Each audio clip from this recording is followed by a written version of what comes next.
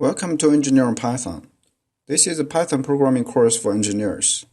The MatPlotLib gallery is a showcase of hundreds of sample figures. Each figure comes with its source code. In this video, I will talk about some of the most commonly used gallery examples. Before we start, we need to turn on the Jupyter Notebook renderers so we can see all the plotting results in this browser. We need to import pyplot as PLT. We also need to import NumPy as MP. In the first figure, we will create a vertical bar chart. Let's first generate some data points. X is a NumPy array that contains 7 integer numbers from 0 to 6. Y is the sign values of these numbers. Y's values are between -1 and +1. Next, we create a figure 5 inches by 4 inches. The DPI is 80. Then we use a bar function and x, y as arguments to plot the bar chart. For each of these 7 bars, we first check if the y value is greater than or equal to 0. If yes, we put y's value as text on top of the bar. This is the text location in the figure. Note that the y location is offset by 0.05, so it doesn't overlap with the bar. We show only 2 digits after the decimal points. The text is centered horizontally. If the y value is less than 0, then we put y's value as text below the bar. This is the text location in the figure. Note that the y location is offset by -0.1, so it doesn't overlap with the bar. We show only 2 digits after the decimal points. The text is centered horizontally. Next, we set y limits to -1.1 and 1.1. These limits will allow extra margin for showing the text on top and at the bottom of the bars. After that, we remove all the x ticks and y ticks because we don't need such information. Finally, we show the figure on the computer screen. The result is in figure 1. In the second figure, we will create a horizontal bar chart. We first define a list named cities.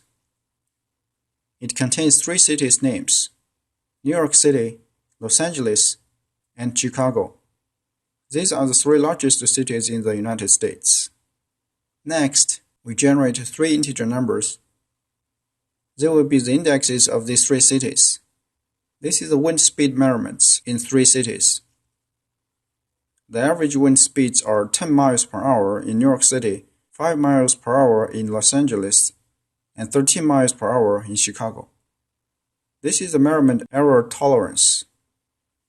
Plus or minus 3 miles per hour for New York City, plus or minus 1 mile per hour for Los Angeles, and plus or minus 2 miles per hour for Chicago. Next, we create a figure, and then use a bar h function to create a horizontal bar chart. The first 2 arguments are the city indexes and wind speeds. This x error is a measurement error tolerance. Alpha equals 50% means the bar is half transparent. Y ticks will put the city names at these locations. X label will be the wind speed. We also add a title, average wind speed at 3 cities.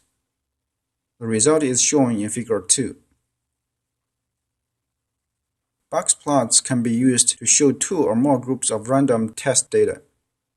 In this example, I create 2 random data samples.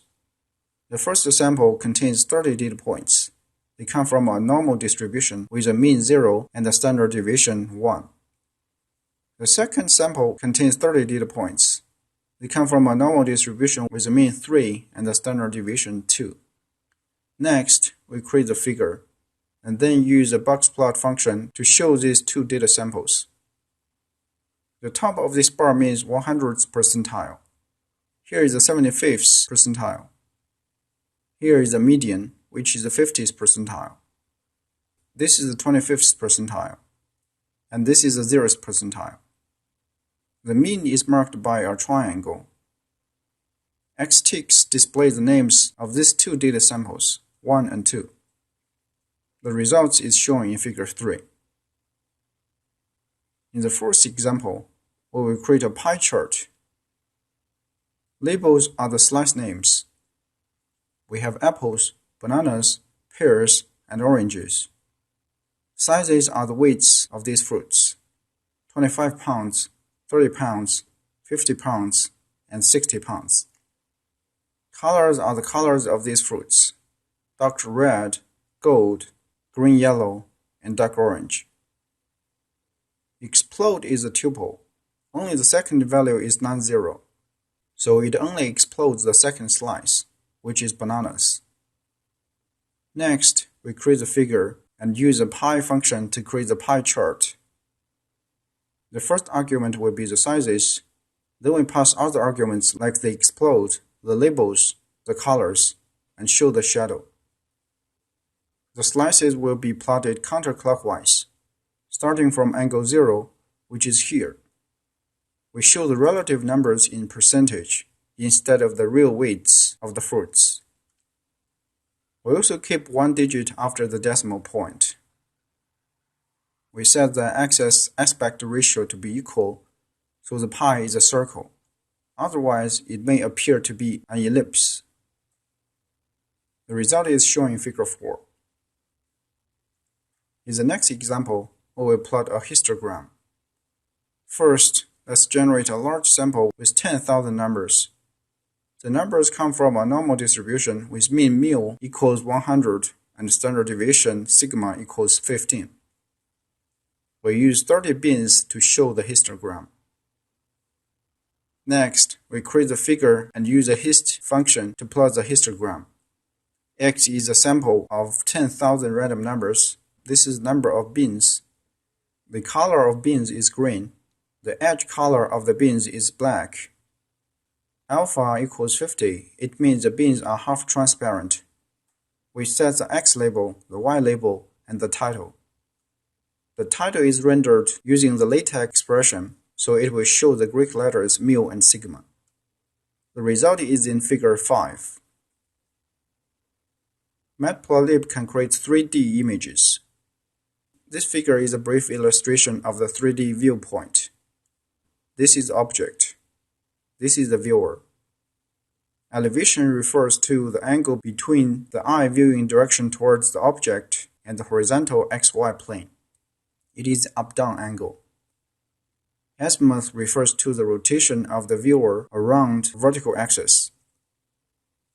It is a side-to-side angle. With that knowledge, let's take a look at this 3D wireframe example. We need to import this Axis 3D module for all the 3D plotting.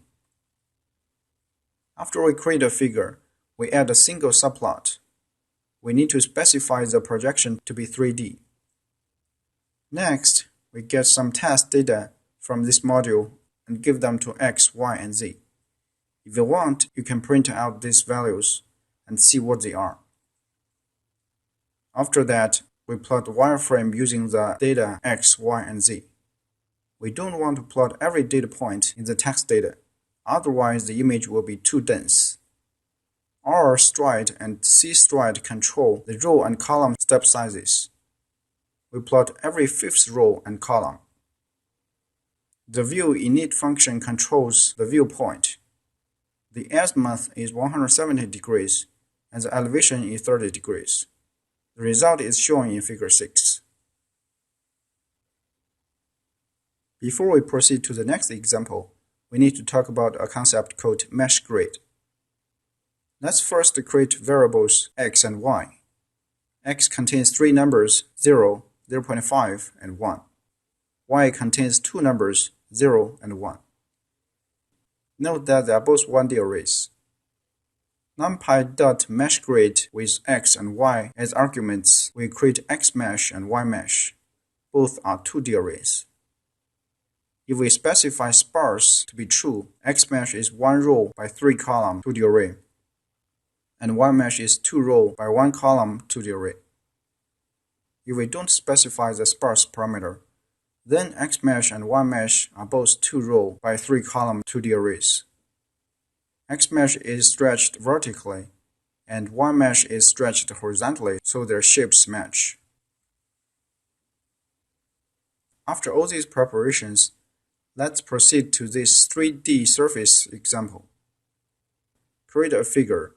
Set the current axis property to 3D. Generate the data points for x. The data points spread between -5 and 5 with a step of 0.25. Using the same method to generate data points for y. Update x and y using their mesh values. Calculate the sign values of the square root of x squared plus y squared and give them to z. These are element-wise operations, so z is also a 2D array and has the same shape as x and y. Next, we use a plot surface function and x, y, z as arguments. R stride and C stride are both 1. That means we plot every row and every column. We use cool warm color map so that small values are denoted by the blue or cool color, and large values are denoted by the red or warm color. The line width is set to 0.2, which is very thin. The line color is black. Z limits are set to -1.01 and 1.01. So we make sure no part of the figure is cut off and we have a very small margin. We associate the color bar with the surface we just created. The shrink value is a fraction by which to shrink the color bar height. In this case, the color bar height is 50% of the total height of the figure from the bottom to the top. The aspect value specifies the ratio of the height to width. In this case, the height is 5 times as long as the width. The result is shown in Figure 7. MatPlotLib can create 2D and 3D animations. We will demonstrate the next several examples in the command prompt or terminal because there is a known bug in MatPlotLib version 2.1.0 that may cause an error if we run these programs directly in Jupyter Notebook. This is the version I'm currently using. This bug may be fixed by a future MatPlotLib release. The source code of the 2D animation is in this file. Let's open this file in the Jupyter editor. In this example, we need to import NumPy, PyPlot, and animation modules into our program. We create a NumPy array X, which contains data points from 0 to 2π with a step of 0.1. Next, we create a figure and use a plot function to return a list of 2 lines. One is a sine function, another is a cosine function. This statement will create the indexes of 20 picture frames. We have to define our own animation function to specify what will happen during each picture frame. The parameter I is a frame index. For each frame, we will update line 0, which is the sine curve, using this formula. We will do the same for line 1, which is a cosine curve. After that, the updated lines are returned and they will be used in the animation module's funcAnimation function to redraw each picture frame. In this funcAnimation function, the figure is the figure window we just created. Func is the animate function we just defined. Frames are the 20 picture frame indexes. Interval equals 100 milliseconds, which is the time interval between 2 picture frames. After the 20 picture frames are done, we don't want to repeat, so repeat equals false. Let's run this animation 2D the py file in the command window. In the command window, I first change the directory to this folder where I store the Python file.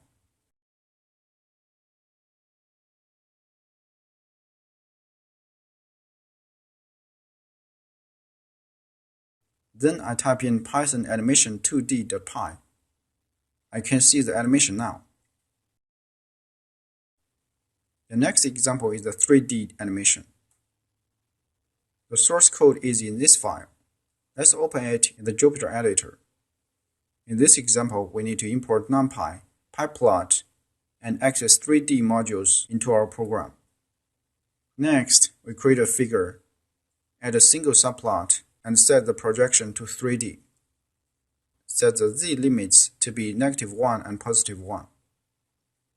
Create 30 data points evenly distributed between -1 and +1 for x and for y. Update x and y using their mesh grid values. Initialize the wireframe to be none. We will rotate 360 degrees circling around the original point. Therefore, we will have 360 picture frames. For each picture frame, we remove the old wireframe lines before drawing new ones. Then we recalculate z using this formula. Although complex, there are still element-wise operations, and phi is a looping index. It changes in each picture frame. As a result, z will change in each frame. Next, we draw the new wireframe using x, y, and the new z. The viewInit function will change our viewpoint, or azimuth, so we feel like the wireframe is rotating. We pause for 0.05 seconds between each picture frame. Let's run this animation 3d.py file in the command window. In the command window, I first change the directory to this folder where I store the Python file. Then I type in Python animation 3d.py. I can see the animation now. It stops after it has rotated 360 degrees. It seems like water waves or a stingray.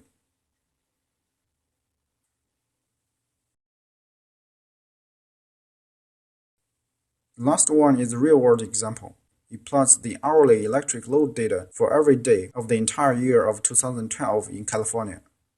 This program created a figure used in one of my publications titled Critical Peak Electricity Pricing for Sustainable Manufacturing, Modeling and Case Studies.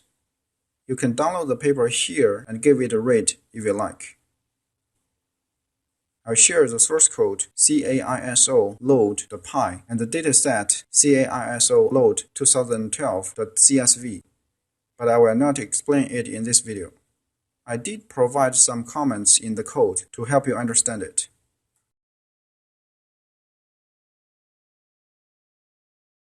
I'll leave it to you to practice and figure out how it works. It does involve some new stuff I didn't cover in this course. So you may need to do some Googling to understand some part of the code. Okay, I just talked about some MatPlotLib gallery examples in this video. The course materials are available on YouTube and GitHub. You can watch the course videos in sequence. If you like this video, please subscribe and share. I'm Wang. Thanks for watching.